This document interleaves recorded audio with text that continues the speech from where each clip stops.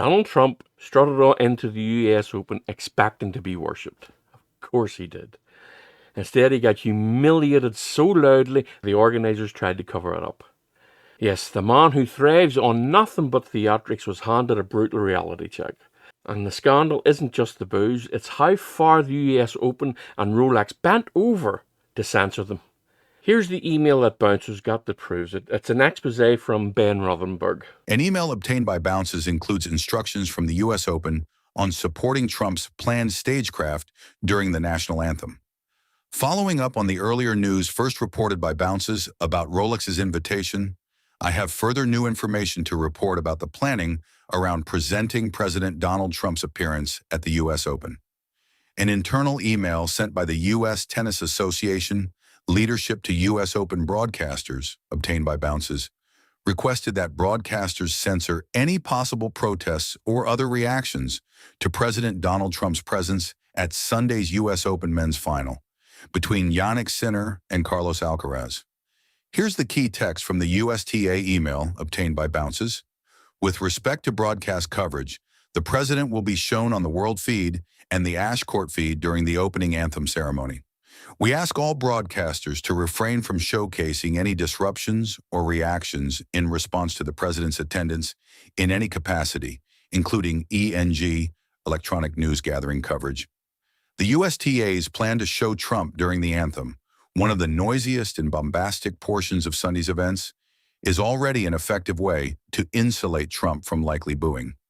But the preemptive instructions outlined by the USTA in this email, asking broadcasters to censor and avoid any possible protest or negative crowd reaction to Trump for television audiences watching around the world, is further complicity in broadcasting Trump's desired stagecraft for his first appearance at the U.S. Open in a decade.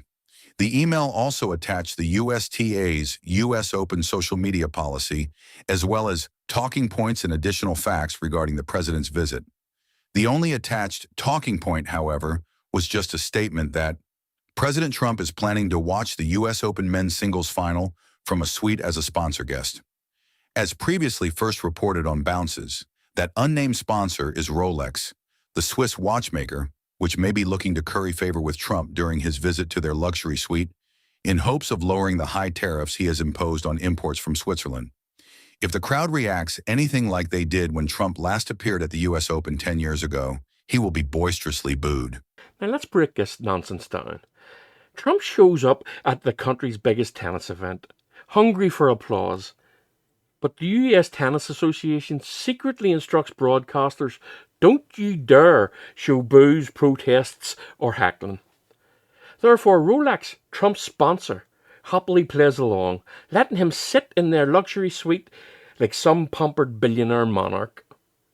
But reality has a wicked sense of humour. The crowd itself became the broadcast, and their message is crystal clear. Watch what happens when the censors couldn't control the microphones.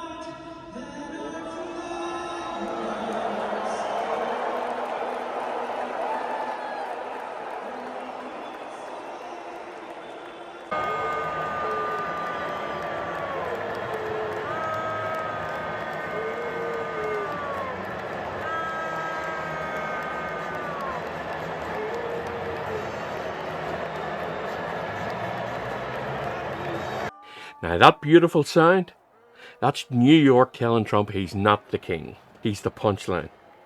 This is the man who once bragged he owned the city. Now the same city sees through his con, through his trickery, through his cheats. And no carefully staged anthem shot can drown out the truth. Now here's the stakes. If events sanitize reality for Trump, they're not just flattering his ego, they're running unpaid PR for his political comeback tour. That's not sports, that's propaganda. But here's where it gets even worse. Rolex didn't just rent him the suite, they stapled their luxury brand to his humiliation reel. You couldn't make it up. Now just think about that calculation. Rolex, a corporation that trades on prestige, thought backing Trump would win them influence. Maybe even a tariff break. Instead, they bought themselves a front row seat to a public shaming. Therefore, every time those boos echo, Rolex's logo is right there, front screen, front and centre. That's corporate corruption at its most pathetic. Selling your image to a con man who can't even survive a tennis crowd. But the truth is unavoidable. Trump's stagecraft works at MAGA rallies where dissent is silenced. In the real world, the boos always leak through. And if you think he deserves those boos, then watch this video next. I promise you, you haven't seen the worst of it yet.